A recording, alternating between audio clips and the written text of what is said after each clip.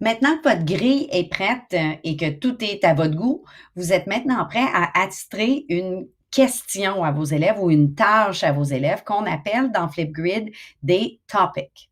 Par défaut, Flipgrid vous ajoute une première tâche où on vous demande de vous présenter.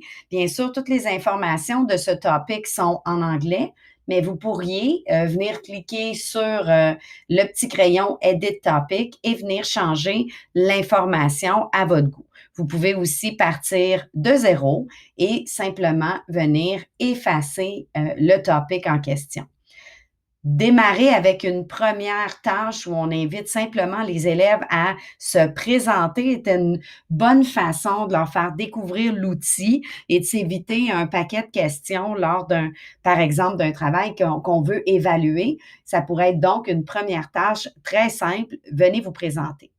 Pour attitrer une tâche, je dois venir cliquer sur Add New Topic et suivre chacune des instructions. Il y a beaucoup de différentes choses à voir, donc prenez vraiment le temps de regarder chaque section. Donc, je dois donner un titre. Je pourrais, par exemple, l'appeler introduction parce que c'est ma première tâche. Et ici, je viens ajouter du texte.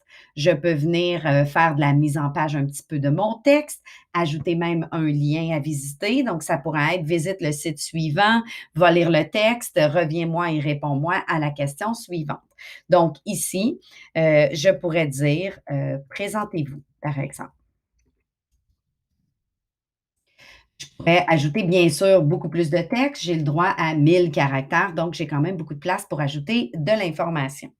Je peux ensuite venir décider de la longueur de l'enregistrement que je vais accepter. Ça passe de 15 secondes à 10 minutes. À vous de voir l'implication pédagogique de restreindre l'élève. Par exemple, explique-moi en 30 secondes tel principe ou tel apprentissage que tu as fait en classe peut ajouter un petit élément intéressant ou carrément dire tu vas jusqu'à 10 minutes, donc vas-y, ta présentation peut être tout à fait longue. Je vais, dans mon cas, leur laisser, par exemple, 5 minutes pour se présenter.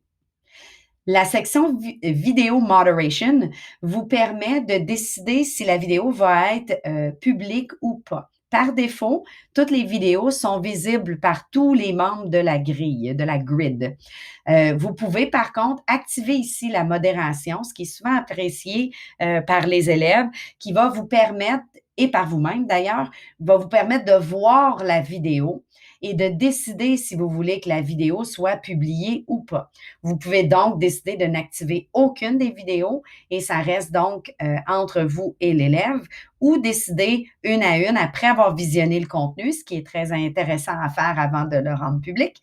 Et quand je dis public, c'est public aux membres de la grille, bien sûr, mais c'est une bonne idée de venir mettre l'option de modération. Vous pouvez ajouter de façon optionnelle toutes sortes de contenus. Vous pourriez enregistrer directement de la plateforme une vidéo, donc ajouter vos instructions par vidéo, aller prendre une vidéo qui est déjà dans vos fichiers, ajouter une vidéo qui se trouve sur YouTube. Donc, par exemple, visionne la vidéo, réponds-moi par vidéo en me donnant tes impressions ou en répondant à la question que j'ai mise. Vous pourriez ajouter une image qui pourrait servir de démarrage à une discussion, par exemple, des GIFs, donc des petites images GIF animées, des emojis, mais vous pourriez aussi aller chercher un paquet de choses dans différentes plateformes, par exemple, Adobe Spark qui est une plateforme de présentation ou même demander aux élèves de participer à un Kahoot avant de revenir faire une tâche dans votre topic. Je suis prête et je clique donc sur Create Topic. Je pourrais cliquer sur More Options qui me donne encore plus d'options. À moi de voir. On va les regarder ensemble rapidement. Je pourrais donner un petit truc, donc des trucs pour aider les élèves. C'est optionnel, bien sûr, et j'ai 64 caractères pour dire attention, n'oublie pas d'inclure ceci.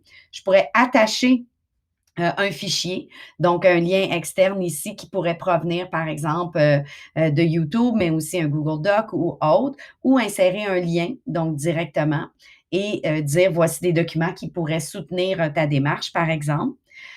J'ai aussi la possibilité de venir mettre, des dates, donc de la mettre active un peu plus tard, donc de préparer ma question, mais de dire: «Je veux qu'on puisse répondre à partir de telle date» et j'ai plusieurs fonctions dans les vidéos que je peux activer ou fermer. Par exemple, donner les possibilités d'édition à l'élève ou la possibilité à l'élève d'attacher lui aussi un fichier. Donc, à vous de vraiment lire chacune des options pour voir qu'est-ce qui est nécessaire. Par défaut, la majorité sont ouvertes parce que ça permet à l'élève des possibilités de plus d'édition. Par exemple, l'élève peut se mettre des petits post-it pour se rappeler de ce qu'il veut dire. Donc, c'est bien de leur donner les options.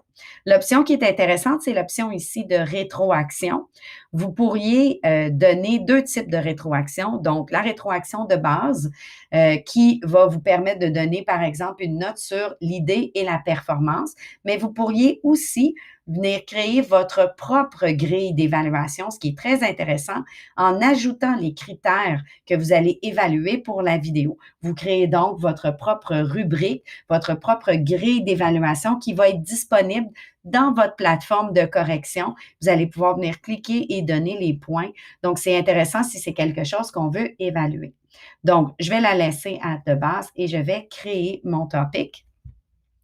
Maintenant, on m'amène à un lien cliquable que je peux partager par courriel en copiant le lien. Je pourrais l'imprimer en code QR. Si je suis en classe, je pourrais, par exemple, imprimer et le mettre au mur. L'élève pourrait scanner avec son appareil mobile et répondre à la tâche en se déplaçant, par exemple, dans un groupe. Et je peux, encore une fois, comme c'était le cas pour ma grid, l'intégrer à un site, le partager dans une plateforme d'apprentissage numérique ou encore l'utiliser avec l'outil Remind, qui est un outil de texto.